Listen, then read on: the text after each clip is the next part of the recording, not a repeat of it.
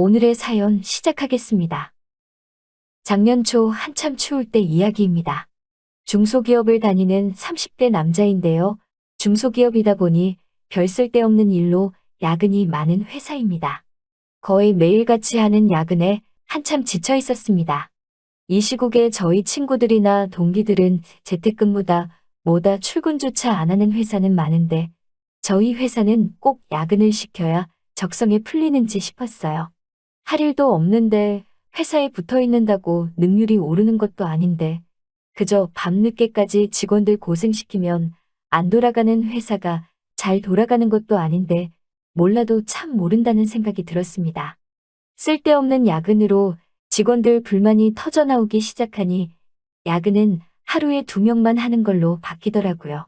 직원이 20명이나 되는 회사인데 2명이 남아 철야를 한다고 될 것도 아닌데 그래도 교대로 하게 되니 그마저도 감지덕지 하더군요. 회사가 큰 회사는 아니기 때문에 팀별로 직원 1명씩 각출해서 교대를 하면서 야근을 하기로 정해졌습니다. 그래도 매일같이 야근하는 것보다 일주일에 1번꼴로 돌아오게 되었으니 한시름 돌린 셈이었어요. 저희 회사가 남자 직원이 훨씬 더 많은 회사인데 딱 3팀만큼은 팀원 전원이 여자입니다. 디자인부터 회계까지 여직원들이 할 만한 일이 다 3팀으로 쏠려 있었거든요. 그 중에서도 팀장님이 아주 아름답고 예쁜 분이었습니다.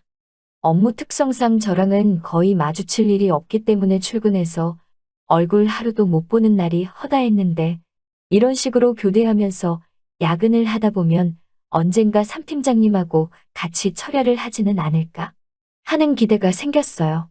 3팀장님은 저보다 6살 연상이긴 한데 같은 팀의 20대 풋풋한 다른 직원들하고 비교해도 얼굴이며 뭐며 어디 하나 빠지지 않는 사람입니다.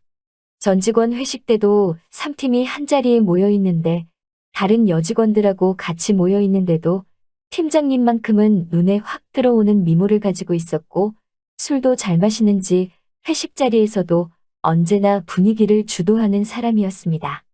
하지만 오르지 못할 나무처럼 느껴졌는지 그녀와 친해지고 싶은 마음과는 다르게 가까워질 엄두가 나질 않더라고요. 얼굴도 꽤나 동안인데 그것보다도 스타일이 너무 좋아서 눈길이 가는 그런 사람이었습니다.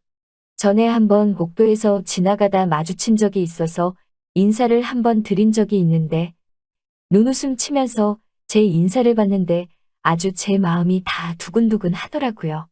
저희 팀에선 과장님이 최초로 3팀과 야근을 하게 되었는데 하필 그날 같이 처리하는 직원이 3팀의 팀장인 그녀였습니다. 내심 부러워하고 있는데 과장님이 다른 직원들한테 야근하는 날 좀 바꿔줄 수 있느냐고 물어보더라고요.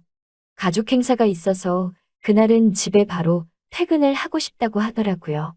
그런데 그날따라 다른 사람들도 다 야근을 하기가 싫었는지 아니면 다른 약속들이 있었는지 과장님 부탁에 어쩔 줄 모르고 곤란해만 하고 있었습니다. 제가 인심 써주는 척 과장님한테 말을 걸어서 야근을 바꿔줬습니다.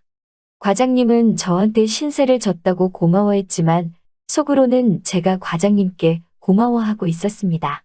일과가 끝나고 야근하는 사무실로 들어가니 그녀는 벌써 노트북이며 업무할 것들을 전부 챙겨서 사무실에 자리를 잡고 있더라고요. 어색하게 인사하면서 들어왔는데 팀장님은 제 인사만 봤더니 저한테 별로 관심이 없는 듯 일에만 집중했습니다. 빈자리가 많았지만 일부러 팀장님이 가까이 보이는 자리에 자리를 잡아서 흘긋흘긋 그녀를 쳐다봤습니다. 한치의 흐트러짐 없이 곧게 세워 앉은 모습에 선이 참 아름답더군요. 눈이 피로한지 평소에는 쓰지 않는 안경을 쓰고 있는데 그 모습이 그렇게 아름다울 수가 없었습니다. 저녁 7시가 되어가는데 배에서 배가 고팠는지 꼬르륵 소리가 나더라고요.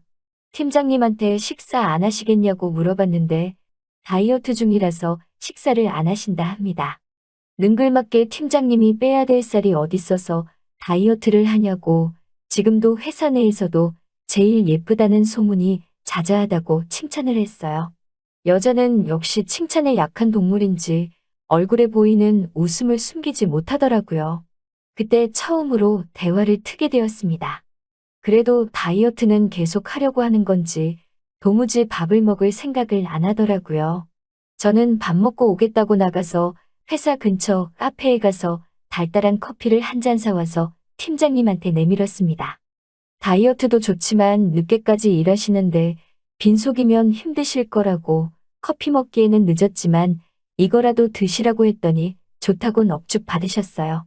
일부러 할 줄 아는 일이라도 모르겠다며 그녀한테 질문을 했는데 그녀가 가까이 다가와서 허리를 숙이면서 머리카락을 귀 뒤로 넘기며 제가 물어보는 것들에 대해서 하나하나 답변을 해주는데 정말 은은히 퍼지는 화장품 냄새와 향수 냄새 때문에 그녀가 대답해주는 건 하나도 들리지가 않더라고요.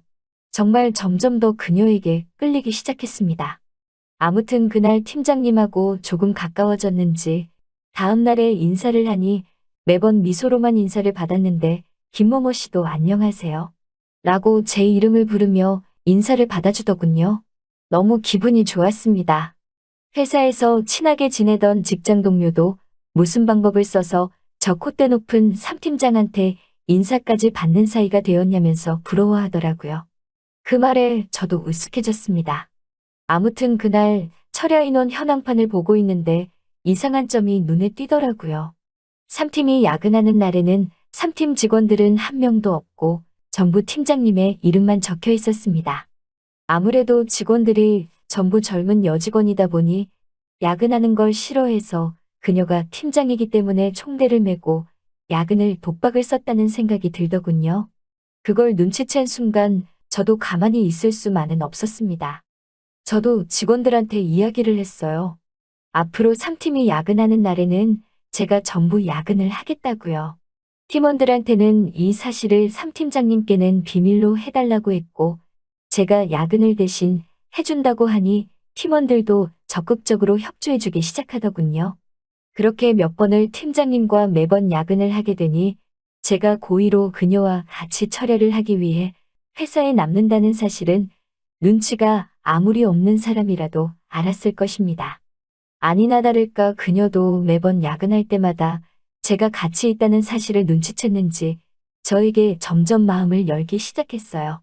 금요일 저녁 야근이 끝나고 막차가 끊기기 전에 퇴근을 하는데 그녀가 저번에 제가 커피를 사준 게 기억이 난다며 그때 잘 마셨다고 보답을 하고 싶다고 불금이라 술이 땡기는데 시간 되면 저보고 술이나 한 잔 같이 하지 않겠냐고 하더라고요.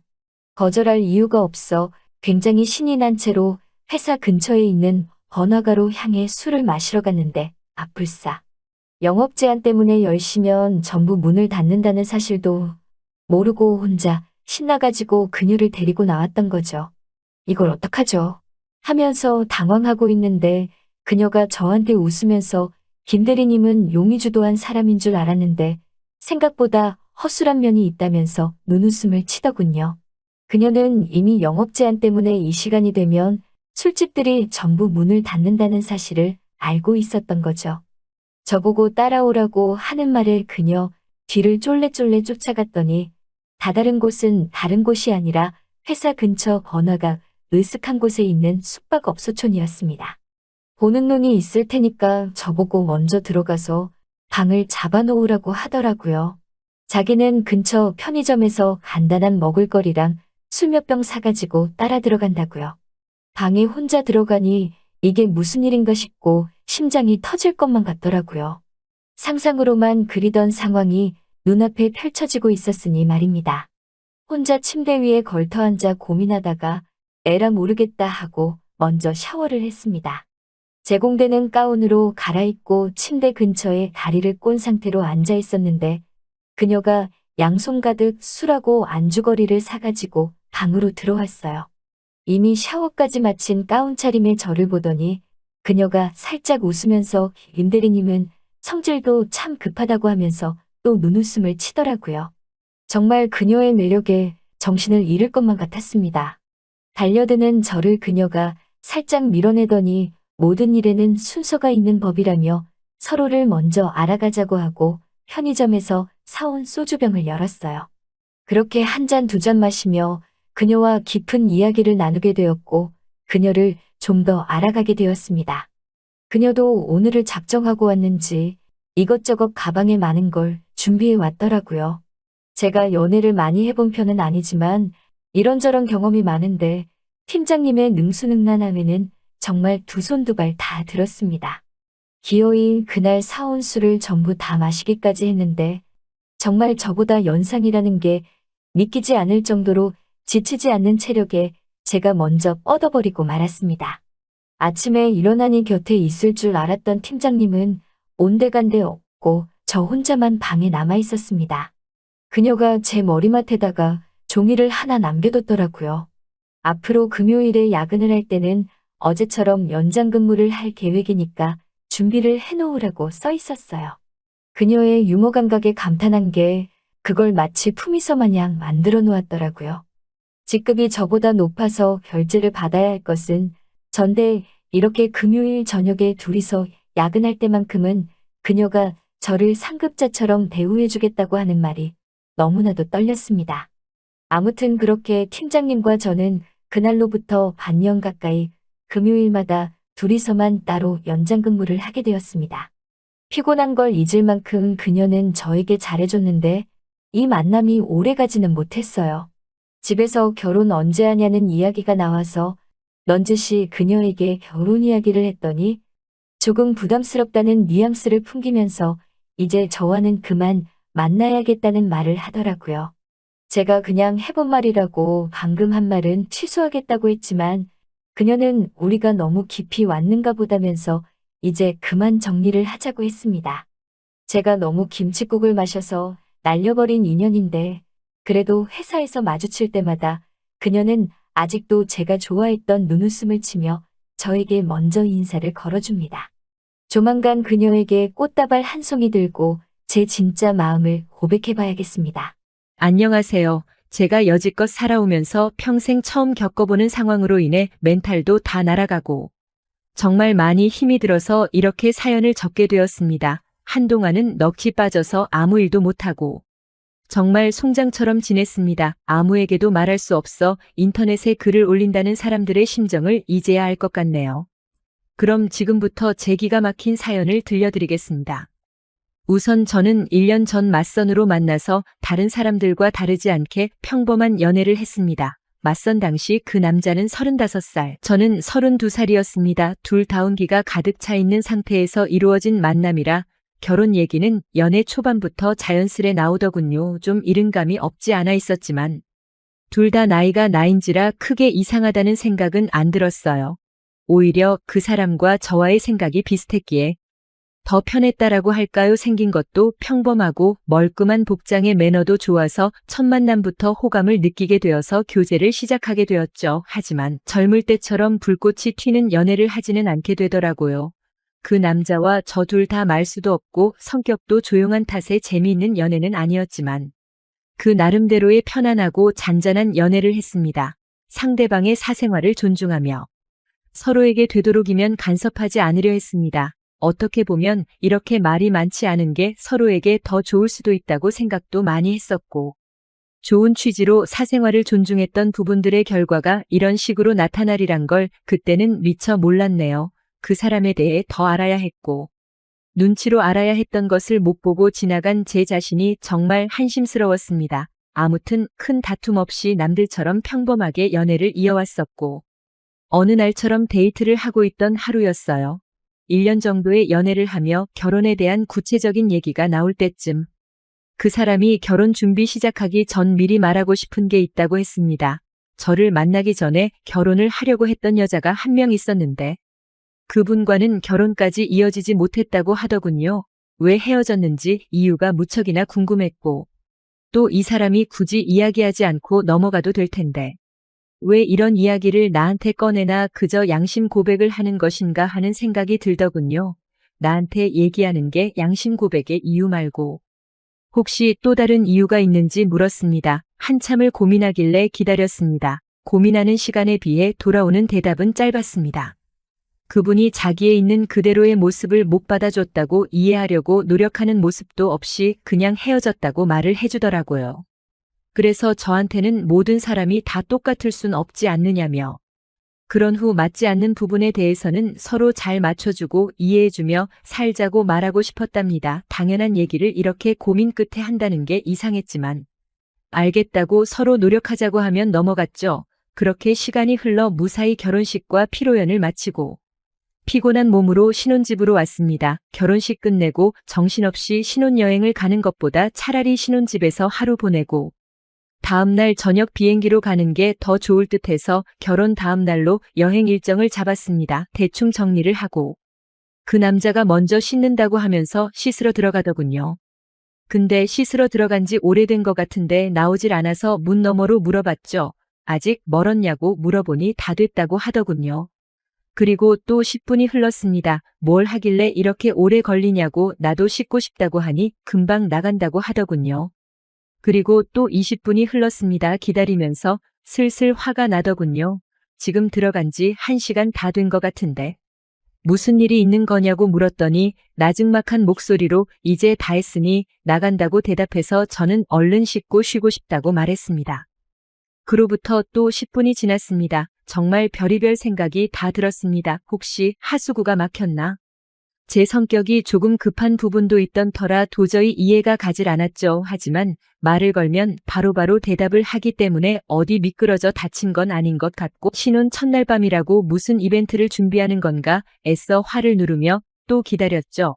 결국 인내심은 한계에 도달해버렸고 끝끝내 참다 못해서 문을 벌컥 열고 들어가 봤습니다. 그런데 제 눈앞에 펼쳐진 광경에 너무나도 충격을 먹어서 얼음이 되어버리고 말았죠.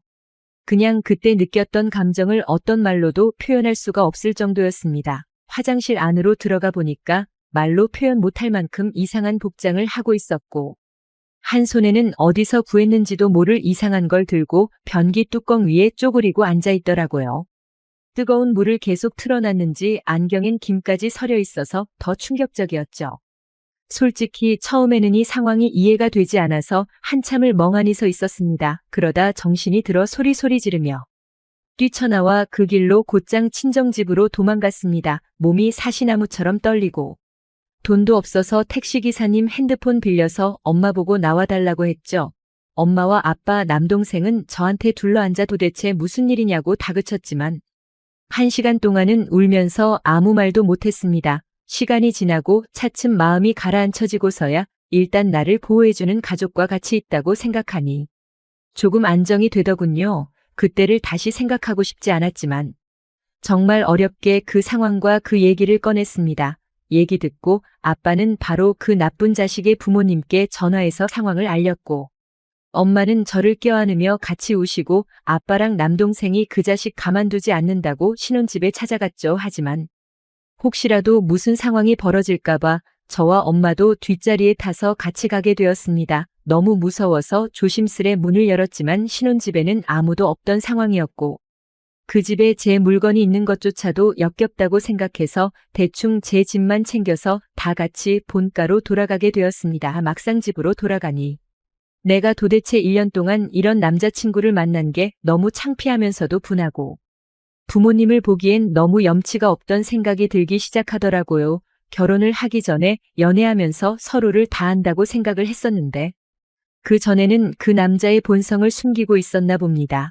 아무것도 눈치채지 못한 제 자신이 정말 너무나도 한심합니다. 그 일이 있고 며칠이 지났는데도 아직 연락도 되지 않고 있고 아무런 조치를 취하지 못했네요. 혼인신고는 안 했지만 결혼식까지 올렸는데 말이죠. 정말 인생이 너무 허무하네요. 아무래도 제 인생에 있어서 결혼은 이루어질 수 없는 꿈만 같은 일인가 봐요. 예전 남자친구도 제가 생각하지도 못한 짓거리로 상처를 주더니 정말 한숨만 나오고 이제는 가족들뿐만 아니라 친구들한테도 도저히 창피해서 당분간 혼자 지내야겠어요. 그리고 축의금이나 이런 것도 어떻게 해야 할지 도저히 감이 서지를 않습니다. 부모님께서는 그냥 놔두라고 말씀하시는데 하루도 채 안 되어서 이혼했다고 하면 사람들이 저를 어떻게 생각할까 싶어서 걱정입니다. 그냥 친척분들은 평생 한 번 오신 거라고 생각하고 주변 지인들과 친구, 그리고 회사 직장 동료들한테는 축의금을 돌려주는 게 어떨까 생각하고 있습니다. 솔직히 저도 억울하다면 억울하고 제가 피해자니까 이해를 해주지 않을까 하는 생각인데 여러분들 생각은 어떠신가요? 정말 하루하루가 너무 답답하고 한숨만 늘어가고 이 상황을 빨리 잊고 지냈으면 하는 바람이 가장 클 따름입니다. 오늘까진 충격 속에서 송장처럼 보냈지만 내일은 변호사 만나서 법적으로 어떤 조치를 취할 수 있는지 알아보려 합니다. 제 사연을 읽어주셔서 감사드립니다. 안녕하세요. 저는 올해로 결혼 10년 차가 되는 40대 중반의 평범한 남자입니다. 저와 아내 사이가 나쁜 편은 아니지만 그렇다고 좋다고 볼 수는 없는데요. 그 이야기에 대해서 해보고 싶습니다. 저보다 몇 살이나 더 어린 아내는 결혼 전에 저를 졸졸 따라다니던 귀여운 사람들 중 한 명이었습니다. 아내에게는 제가 첫 남자였지만 저는 여자들에게 인기가 제법 많은 편이었어요. 젊은 시절에 잠깐 음악 다방에서 DJ를 한 적이 있었는데 그때부터 이상하게 주변에 여자들이 많이 꼬이더라고요. 그렇다고 제가 특별하게 잘생기거나 돈이 많은 것도 아닙니다. 평범한 외모에 평범한 몸을 가지고 있지만 그저 다른 남자들에 비해서 말을 조금 재치 있게 잘하는 편인데 어떨 때는 여자들이 정말 파리떼처럼 주변에 모이는 바람에 저를 두고 여러 명의 여자들이 싸우는 적도 심심찮게 있었어요. 제 자랑처럼 들리시겠지만 사실 이게 중요한 건 아니고요. 아무튼 그러다 보니 젊을 때는 당연히 만나는 여자를 심심찮게 갈아치우며 방탕하게 살았는데 그렇게 망나니 같던 저를 잡아준 것이 지금의 아내였습니다. 저를 좋아하고 따라다니던 다른 여자들과 아내는 조금 달랐어요. 유복한 집에서 태어나서 행동 하나하나가 기품이 있었고 얼굴도 예쁘고 꾸미고 다니는 행색에는 뷰티가 줄줄 흘렀습니다. 솔직히 이런 여자가 왜 나를 좋아하는지 이해할 수 없을 정도였으니까요. 하지만 다른 여자와는 달리 아내는 작은 일에도 항상 진심으로 저를 걱정하고 아끼는 마음이 느껴졌고 그런 아내의 마음을 받아주면서 저희는 결혼까지 하게 되었습니다. 그런 아내에게 지금까지 감사함을 느끼고 있습니다. 아내가 가지고 있는 순진한 모습은 연기가 아니라 정말로 남자 경험이 아예 없었어요. 제가 인생에서 첫 남자였고 그런 아내에게 저는 막중한 책임감을 가지게 되었습니다. 아내는 선천적으로 몸이 약해서 아이를 가지면 아내의 몸에 무리가 갈 수 있다는 말에 저는 아이까지 포기하고 말았습니다. 그 정도로 아내는 제 인생에서 중요한 사람이 되었어요. 저는 결혼하고 장인어른의 회사에서 일을 하게 되었고 처음엔 망나니 같은 저와의 결혼을 반대하던 장인 장모도 결국엔 딸을 이길 순 없었습니다. 처갓집 재력을 바탕으로 저희 부부는 돈 걱정 없이 살아갈 수 있었어요. 하지만 단 하나 이런 완벽한 아내에게도 단점이 있었는데 남자 경험이 없다 보니 애교도 없고 부부 생활조차도 아무런 재미를 느끼지 못하더라고요. 재미가 없으니 아무런 새로운 시도도 할 수 없었고 아내와의 결혼 생활 자체는 행복하고 만족스러웠지만 부부 생활은 점점 멀어지고 있었습니다. 결혼을 하면 다른 부부들도 이렇게 조금씩 서로에게 소원해진다던데 우리도 그런 모습이구나 하고 생각했습니다. 그래도 저는 결혼 생활 내내 아내 외에 다른 여자에게 한눈을 팔아본 적은 없습니다. 그것이 제 인생을 구원해준 아내에 대한 의리라고 생각했고 남자가 결혼 전엔 얼마든지 다른 여자를 만나도 괜찮지만 결혼하고 한 여자와의 사랑을 맹세하고 난 뒤에는 다른 여자를 만나는 것은 안 된다고 생각했어요. 하지만 지금이라도 얼마든지 밖에서 다른 여자를 꼬실 수 있다는 생각은 항상 하고 있었고 실제로도 주변에 얼마든지 저 좋다는 여자는 많았습니다. 아내와의 부부관계가 해가 갈수록 시들해지자 저는 점점 밖으로 나돌았어요. 그렇다고 다른 여자를 만나고 바람을 피고 다니는 것은 절대 아니었고 그냥 친구들과 골프를 치러 간다거나 술자리를 갖는 것이 전부였습니다. 저만의 개인 시간을 가지는 것이죠. 그러던 어느 날 친구와 둘이서 술자리를 갖고 있었어요. 평범하게 술을 마시던 중에 친구가 갑자기 자기 아는 지인을 소개시켜주고 싶다면서 이 자리에 불러도 되냐고 묻더라고요. 그래서 별 생각 없이 그러라고 했고 얼마 후에 처음 보는 남자가 합석하게 되었습니다. 나이는 저희와 동갑이었고 제 친구와 친하게 지내는 사람이라고 했어요. 평소에 골프도 잘 치고 취미도 비슷하니까 친하게 지내면 재미있겠다면서 그렇게 남자 셋이 함께 술잔을 부딪히며 시간을 보냈습니다. 한참 술이 들어가니까 서로의 고민을 털어놓게 되었는데 저는 제 아내와의 부부관계가 재미없는 것이 고민이라는 말을 하게 되었고 그러자 그 남자도 자기도 요즘 그것 때문에 너무 걱정이라면서 제 말에 적극적으로 공감해 주었습니다. 모처럼 동지를 만나서 한참 신나게 떠들면서 술을 마셨어요. 가끔은 이렇게 처음 보는 사람과의 술자리도 괜찮구나 싶었습니다. 그렇게 자리를 마치고 저희는 전화번호까지 주고받을 정도로 친해졌습니다. 하지만 집에 돌아가서 자고 일어났더니 전날에 친하게 놀았던 기억이 희미해지고 뭔가 먼저 연락을 하기가 부담스럽게 느껴지더라고요. 그래서 그냥 하루 재미있게 놀았으면 됐다 싶어서 연락을 하지 않았습니다. 저는 다시 일상으로 돌아갔고 장인어른 회사를 열심히 다니면서 일을 했어요. 며칠이 지나 갑자기 그 남자로부터 연락이 왔습니다. 제 아내와 한번 데이트 해보실 생각 있으신가요? 라는 너무 뜬금없는 소리에 그 문자를 본 순간 머리털이 쭈뼛 서는 듯한 기분을 느꼈어요. 처음 듣자마자 무슨 말을 하는지 바로 이해할 수 있었지만 저는 모르는 척을 하고 그게 무슨 말이냐고 물었습니다. 그러자 그 사람은 그냥 자기 아내를 만나서 데이트도 하고 밥도 먹고 그런 거라면서 너무 부담스럽게 생각하진 말아달라고 하더라고요.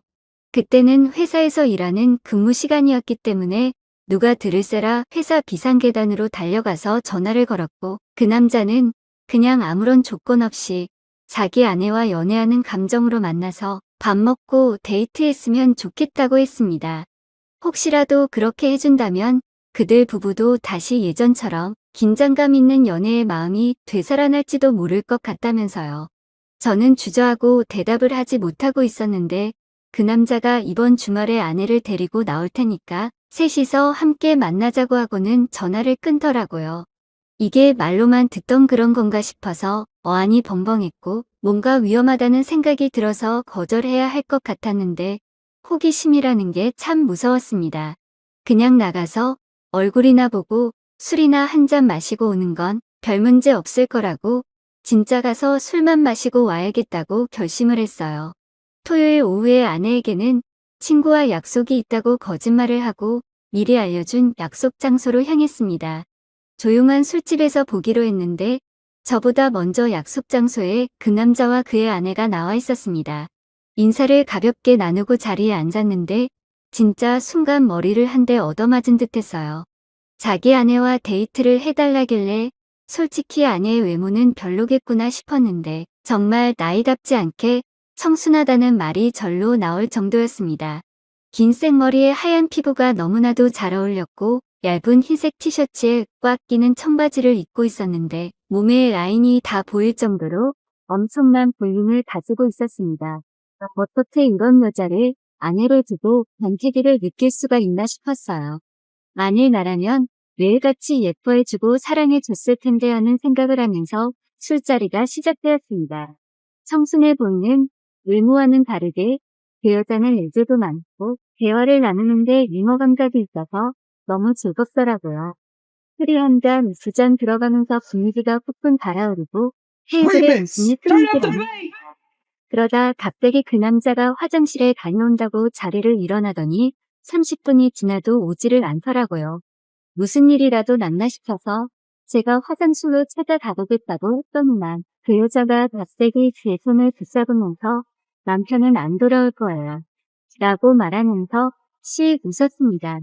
저는 순간 술이 확 깨는 듯한 느낌이 들면서 쎄한 기분이 들었어요. 이거 뭔가 나를 버겁하는 건가 싶었고 독이 든 사과를 먹는 듯한 느낌에 의심을 지울 수가 없었습니다. 뭔가 긴장한 듯한 제 표정을 눈치챘는지 그 여자가 제 손을 꼭 잡으면서 이런 거 처음이신가 봐요. 긴장하지 마세요. 라고 말을 걸었고 저는 깜짝 놀랐습니다. 이 여자는 이미 이런 일에 매우 익숙한 듯이 보였어요. 떨리는 마음을 애써 감추고 술만 마시고 있었는데 이전에 조급던 분위기는 다시 살아나지 않았고 여자와 저는 경직된 분위기에서 술만 마셨어요. 제가 너무 긴장하고 있었더니 여자가 자리를 옮겨 제 옆으로 다가왔습니다. 너무 긴장하는 것 같다면서 릴렉스 시켜준다는 핑계로 제 팔과 어깨를 주무르기 시작했고 저는 순간 정신이 나가버릴 것 같더라고요. 이대로 여자의 페이스에 말려들었다가는 오늘 부르칠 수 없는 사고를 치고 말겠구나 싶어서 아무리 술에 취하더라도 정신을 바싹 차려야겠다고 생각했어요. 더 이상 술을 마시는 건 의미가 없겠다 싶어서 이만 자리를 정리하고 일어나자고 했더니 그 여자도 좋다고 따라 일어났습니다. 술값을 계산하고 나서 저는 여자를 택시를 태워 들여보내고 저도 집으로 가려고 했습니다. 아무리 여자가 이쁘다고 한들 이런 관계는 아니라고 생각했으니까. 풍길 속에 택시가 다닐 만한 곳으로 걸어가는 날, 이 여자가 갑자기 제게 팔짱을 끼더니만 그쪽은 큰 길이고 아무것도 없어요. 반대쪽으로 가야지 방 잡을 수 있을 텐데 라고 제게 말했습니다. 저는 진짜 제가 방금 들은데 무슨 소린가 싶었어요. 아무리 제가 젊은 시절 저 좋다고 따라다니는 여자들이 많았다지만 이 정도로 대놓고 들이대는 여자는 처음이었습니다. 그리고 팔짱을 낀 그 손에서 저는 자고할 수 없는 힘을 느꼈어요. 이 자리에서 그녀를 뿌리치고 도망치고 싶었지만 어쩔 수 없이 그녀의 손에 이끌려 다시 번화가 안으로 끌려 들어가고 말았습니다. 이대로 끌려간다면 오늘 밤 사고를 치게 될 것이고 그렇다면 아내를 떳떳한 얼굴로 마주 볼 수 없다고 생각했습니다. 그리고 단순하게 하룻밤 즐겁게 보내는 것을 넘어서 너무나도 위험하다는 생각이 자꾸만 들더라고요. 무슨 미인계를 통해서 저를 등신 늦차리게 해놓고 나중에 이걸 빌미로 제게 협박을 한다거나 하는 안 좋은 상상이 자꾸 들었습니다. 한참 그녀에게 이끌려서 걷던 중에 뉘책이 떠올렸습니다. 일단 가까운 데 보이는 곳에 방을 잡고 그녀에게 먼저 방으로 올라가 있으라고 방키를 건네주었어요. 저는 편의점에 가서 준비할 것을 사와야겠다고 말을 했더니 그녀가 알아듣고는 눈웃음을 짓더라고요. 그럼 빨리 갔다 와야 해요. 나 먼저 씻고 있을게. 라는 말을 듣고는 정말 정신 안 차리면 간이고 쓸개고 다 빼갈 만한 여자구나 싶었습니다. 여자를 엘리베이터에 태워 올려 보내고 그 길로 저는 뒤도 돌아보지 않고 도망쳐 나와버렸습니다. 택시를 잡고 집으로 돌아오는데 그 남자에게서 전화가 왔고 저는 너무 무서워서 전화도 받지 않고 바로 차단을 걸어버렸어요. 집에 돌아오니 아내가 무슨 일로 그렇게 사색이 되어 들어오냐고 물었고 순간 아내의 얼굴을 보니 안심이 되고 눈물이 나왔습니다. 이제 다 끝났다는 생각에 아내를 안고 엉엉 울어버렸어요. 다음날 그 남자를 소개시켜준 친구에게서 연락이 왔고 무슨 일이냐고 하길래 다시는 저한테 그 남자와 엮지 말라고 경고한 뒤에 전화를 끊었습니다. 정말 단순하게 그 부부가 스릴을 즐기려고 했을 수도 있죠. 하지만 제가 그 부부의 제안에 응했다가는 정상적으로 아내와 가정을 유지하고 살아갈 수는 없었을 겁니다. 그때 제가 현명함을 발휘한 덕분에 큰일이 생기지 않은 것이 어쩌면 저희 부부관계를 다시 회복시켜준 열쇠인 것 같기도 합니다. 늘 조심해야겠다고 생각하게 되네요.